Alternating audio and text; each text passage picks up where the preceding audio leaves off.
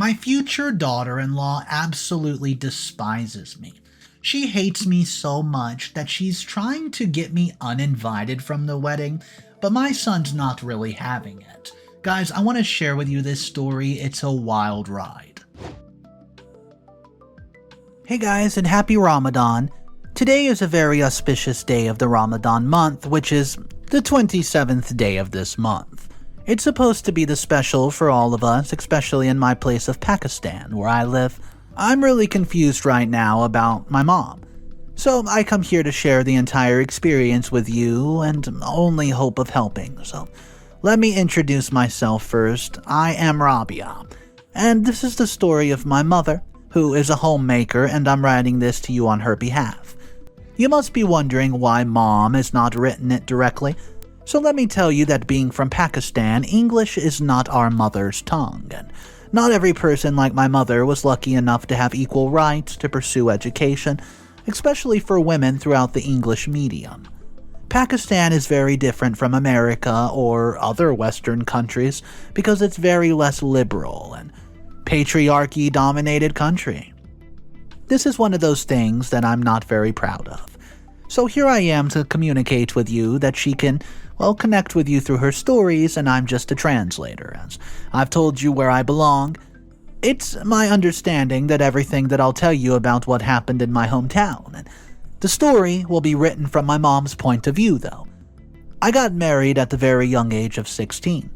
Throughout my childhood, I was only sent to primary school to be able to read the Quran. I could only read and do daily life math. I was raised in a very humble family, where my father was a farmer and my mother used to take care of us. There were 7 brothers and 3 sisters, and now everybody's well settled. Throughout my entire childhood, I was taught to make soft, fluffy cooking flatbread for my husband. And be an obedient, faithful wife, I was fortunate that Jamshid was better off as compared to mine. My mother-in-law was strict with me, but sometimes took care of me. Being a homely person, I hardly saw the world outside the 4 walls, but had complete faith in Allah, who would eventually make everything right at the end of the day and would not let me do anything wrong if unknowingly. But recently, things do not feel like they're in my favor, or am I doing something wrong? My beliefs could be old school regarding faith, leading my life by the principles of my religion, but I do not go against the decision of my kids. I only support them and pray to Allah to protect them from evil eyes and prevent them from committing sins. I don't expect the same from my kids to go through the same hardships as mine, to keep the people together and at home. Today's generation is very independent and liberal, unlike mine, and providing them with such an environment had made them confident and outspoken, especially the women. My times were completely different, and I'm glad that my daughter is not like me. Therefore, I would have completely understand their relationship and marriages have also evolved amongst them. During my youth, I was fortunate that Jamshid did not get married again to bring a second wife to his home, nor was he aggressive enough to raise a hand at me. He stayed beside me in every phase of my life, and this was all I was grateful for. As a lower, middle-class couple under the burden of their duties, they did not understand romance like in movies and stories, but I still appreciated the caring gesture of fulfilling responsibilities as a form of affection. On the other hand, a couple of today's generations have very different demands and expectations of each other. But what about the values? At least they should remain the same, like honesty, love, respect for the elders and each other. How come they've changed, or rather been compromised? I will leave you guys to decide. Till then, let me proceed with my story. My son Rizwan is about to get married and is the daughter of Jamshid's elder brother, Junaid, whose name is Misbah. She was well educated, spoke fluent English, and well-mannered, and knew how to make a cooking. I was grateful to Allah to have a daughter-in-law like her. She's graduated from a foreign country and is working, and traveled to several countries as well. I did not object to her continuing her job after marriage, as long as she could make some time to spend with us and remain loyal to my son. After all, Rabia's already working but unwilling to get married.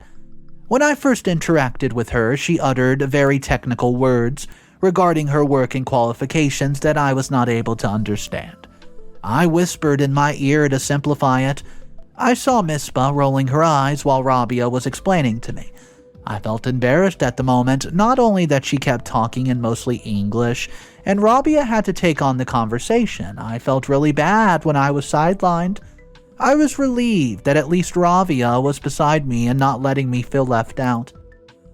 I was glad for Rizwan, who was so involved with Junaid and his wife that it seemed like he had already developed a great bond with them. After the meeting, I tried to focus on happiness, with my son Rizwan, and he's finally getting married to the girl of his choice who's suitable for him. Brushing aside my feelings of hurt, but Rabia had grown wiser beyond my belief when she recognized my sadness and tried to know the reason for it. I confessed to her about being left out and feeling unsuitable to belong in the mix-up, but she said that there's nothing to be ashamed of because one should never undermine their struggles. There's no such comparison between me and her parents. Besides, I've been a great mother who raised her children who were confident and fluent in English with very good values at hand. I felt a lot better and thank God for their blessings. I highly doubt now that my prayers were even reached because of what I've witnessed today.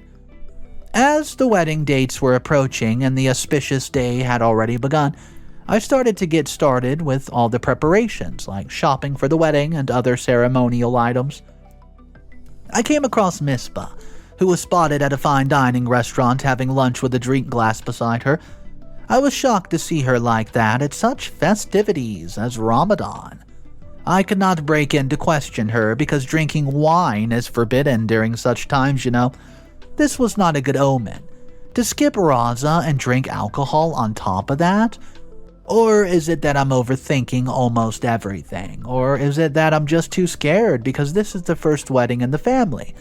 And Misbah, who's going to be married to my son, does not seem to like she's actually telling us. Or maybe I should not assume things beforehand, so I call her up, asking how she was doing. Then I told her that I saw her at the restaurant and that she was drinking alcohol. She gets angry at this point and told me to stay out of her business and stop keeping an eye on her.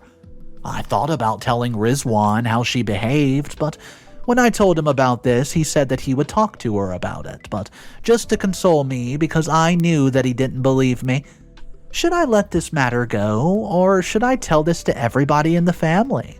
Can I trust her only on the basis, or am I just overreacting? Please, guys, give me some advice. Top comments from the original post. Comment number 1. I could understand OP coming from a different background, especially women who have struggled a lot, but somewhere we can relate with OP as well when you talked about how the values stay the same even if things change. OP, though, being conservative, is right about such things as values, and she should not have disrespected you. You're not overreacting at all. In fact, you did the right thing to let your son decide for himself.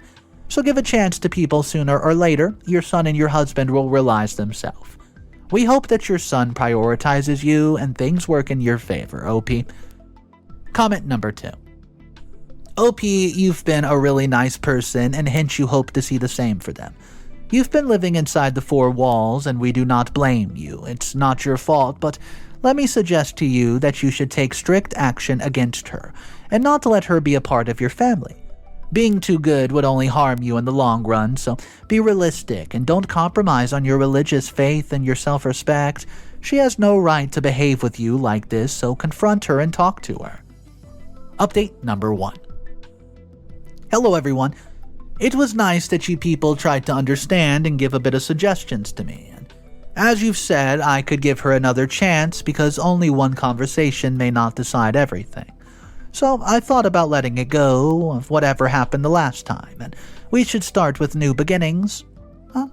We've planned on EID party, invited the Qazi Sahab, our priest, to get the dates finalized for the engagement, which is the wedding.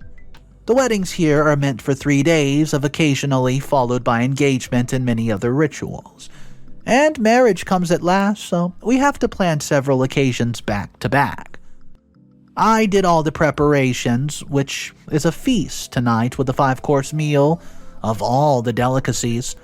Along with that, we made all the arrangements and decorations to welcome guests because all the people from our neighborhood, friends, family members, acquaintances were invited. And our most special guest, though, will be my son's soon-to-be wife and his in-laws. I tried to make everything up to par according to the taste of Misbah, who would hopefully like it. I also took help from Rabia for arrangements because she knows better about her taste in selecting decor.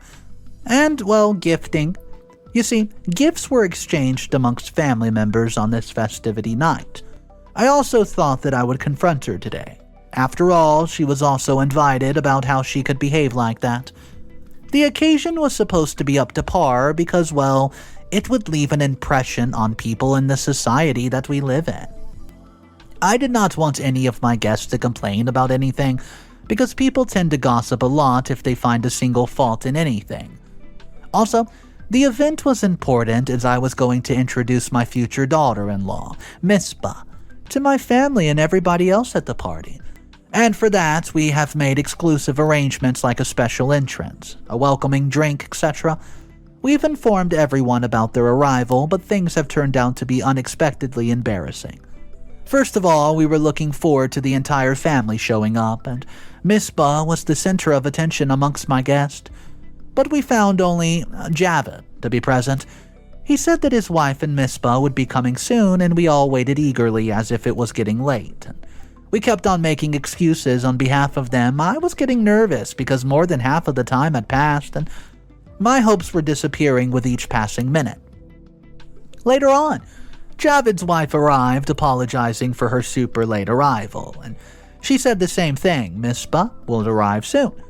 I could sense the people and guests just staring at us while we kept on waiting, and after a few minutes her mother apologized to us again by telling us that Misbah was busy in a meeting, so she could not make it to the party. To my utter disappointment, all the arrangements were in vain. Everybody was quite upset, even Rizwan, who called her constantly but did not pick up.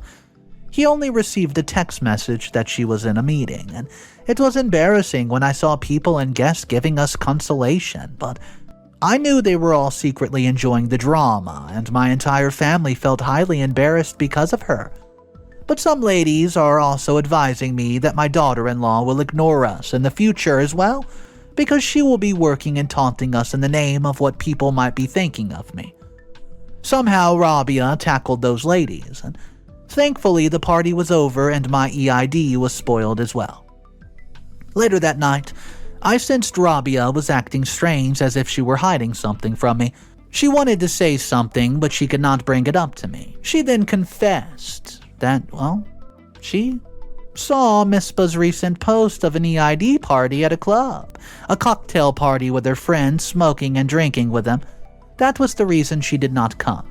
Not because she was working in a meeting, and after all, it were a national holiday. I was shocked and also told her that I saw her dining at a restaurant and drinking wine during Rosa when I went shopping. When I talked to her, she snapped at me, saying that I was not supposed to interfere in her life and better mind my own business. I tried to ignore it, thinking that she's traveled the whole world and might not be a very religious person. Even though it was unforgivable for me to accept her as one of my children doing the same, at least she would respect the feeling of others, and I was in delusion for thinking that I would teach her to mind her manners in front of others and the gatherings of people. But it was all my fault to think that she could be changed, or at the very least, that we were important to her at all. I could not understand how to tell Rizwan that she is not devoted to Allah, and then how could she be faithful to anyone else and respect her own family, to carry the tradition and legacy forward? I have to talk to Rizwan about this. He still has some time to decide on it. I hope that he'll take things seriously with Misbah, but Rabia stopped me from bringing up this conversation only after she informed him about Misbah's lies. Update number 2. Hey guys, I've made up my mind, but the last decision matters is Rizwan and Jamshed. Because unfortunately, men are the head of the family, so me and Rabia could only warn, suggest, and convince them, so we did what we could do. I wanted to tell Rizwan and Jamshed about Misbah because I don't feel right accepting her as my daughter-in-law. I can't risk my son getting committed to the wrong person. Divorce, it's a really big thing. If Misbah does not respect our faith and traditions, then I cannot tolerate her under the same roof. And let me tell you that we live in a joint family, so yes, Rizwan and Misbah would be living together. I waited for Rabia until then, and I should be patient. And I gave Rizwan time to judge himself and wait for his response before I make a decision. Rizwan, after having his conversation with Rabia, told me that he would like to confront Misbah first. Misbah came to our place and apologized for not being present at the party when it was required. She confessed that her friends forced her to celebrate at the club and spiked her drink mistakenly. Hence, she was a little embarrassed to face the people at our place. She didn't want them to be ashamed of their soon-to-be daughter-in-law. That's why she decided not to come. But I told him that she's an alcoholic because she was found drinking during Raza at a restaurant and how rudely she responded when I asked her about it. She laughed and said she didn't mean it. She was just having a mood swing because she was on her period at the time, and she asked for forgiveness. Due to her health condition during that time, she did not keep Raza. She also claimed that it was just fruit juice, not alcohol. She was already so polite that it was hard to believe that she was the same person I was dealing with just a few days ago. I thought that I was overthinking several things and being insecure since it was my son's wedding, so I brushed my doubt aside. She then took the EIDI that I had bought her for the suggestion of Rabia. I especially bought a hand-woven and embroidered silk cloth for her dress. I told her that I wanted her to wear that dress at the engagement party, and she accepted the gesture warmly. She then asked to know the amount of, that was supposed to be granted to the bride on her as part of the marriage contract. She asked for 150 grams of gold for her future savings. After all, she doesn't want to compromise with her future savings, and Jamshed, who would have agreed without a second thought after all, was the daughter of his dear brother Javid. He saw her as a chaste and an ideal daughter-in-law. I did not like this idea much, but I supported the decision of my husband believing in his thoughts. Rabia objected because she lied to us once and there was no point in trusting her again, but Rizwan had no complaints, saying he wanted to afford to do it all after all, and his soon-to-be wife was worth it. He liked her for her liberal and modern beliefs and lifestyle, unlike all the other girls who were way too religious and old school, according to him. I had to make the arrangements because engagement is approaching soon, and I hope to update you guys with something good this time. Update number 3. Hey guys, please suggest what I'm supposed to do. I hope everything works out. The engagement date has arrived, and that was arranged by us, and the wedding will be done by Misbah's side as part of her agreement between the two families. Everyone was excited about the occasion except me and Rabia this time. Though I've accepted it, the amount of gold gifting seemed to be way too much for me to afford because both Rizwan and Jamshed have to work overtime to pay for the massive amount. The gift will be given in installments, example, half the amount on the day of engagement and the rest will be paid during the signing of the wedding contract. I reluctantly participated in the event because most of the responsibilities lie with the mother of the groom. Also, I have to compensate for the embarrassment that she caused us at the party. I had some hopes from her that she would act similarly the day she apologized and not like the earlier days, but Rabia was not at all happy. Well, even though I wasn't, I tried not to show it. Unfortunately, all my hopes were dashed this time again, and I just felt myself being too stupid to give her the chance. Soon, when the guests started to arrive, we have gathered amongst the ladies that included both the families of Misbah, close friends, acquaintances, as well as mine, and when I met Misbah, I was disappointed by the cloth piece that I've gifted her as her gift to wear on this day. Instead, she wore a princess gown in Western style. Rabia has more chances to prove herself right, but on the other hand, Rizwan was more than happy to see her in a Western outfit, thinking of how modern she looks. All the ladies and relatives were gossiping, surprised and shocked by the choice of clothing, which was outrageous to them. I was disappointed not because of the dress she wore, but because she rejected mine, which I had purchased for her. I stayed quiet. I could not get myself up to react or say anything. When Misbah's sister asked about my opinion before I wanted to answer, Misbah said something that made all the ladies giggle. I could not understand how to react to it, but when Misbah asked for my response, I hesitantly said yes without thinking, and everybody started laughing. I was almost on the verge of tears. I was looking for Rabia to rescue me, and when I could not find her, I turned around to look for her. I accidentally bumped into Misbah's housemaid, whom she had brought along with her to look after her belongings. I was heartbroken at her sight. And that was the last thing that tested my patience, because the dress that I gifted to Misbah was worn by her house servant. I could not wait any further. I walked away from the premises and Rabia bumped into me. I could not hold back my tears. Rabia took me away and consoled me. I told her everything. I was furious and in despair and declared that I did not want her in my life and could not live with her.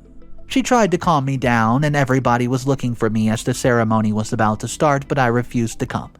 I did not want to talk to anyone and send a word outside that I did not want her as my daughter-in-law, and I'm out of the engagement. Rizwan tried convincing me to let the engagement happen, and my husband also came up telling me that it was just a joke and I should not mind it. I told him the reason that the cloth I gifted her was worn by a house servant.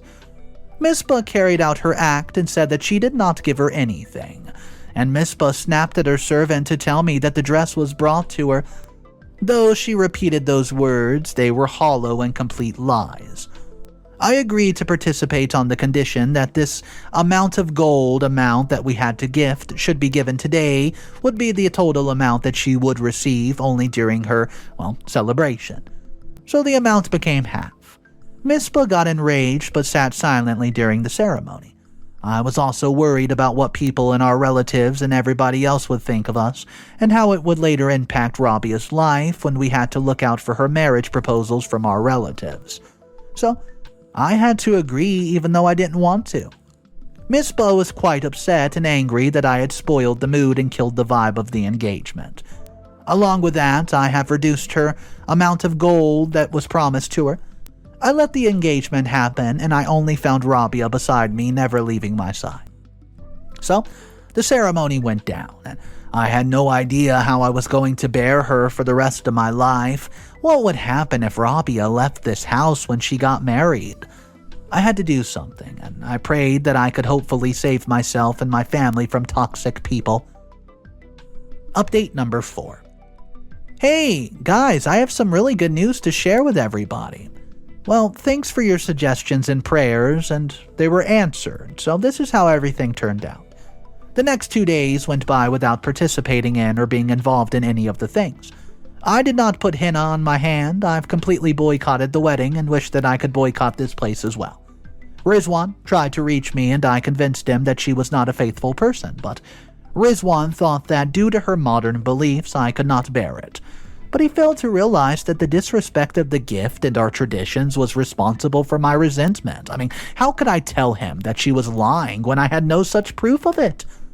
Everyone thinks that I'm being unreasonable and overreacting and everything like that.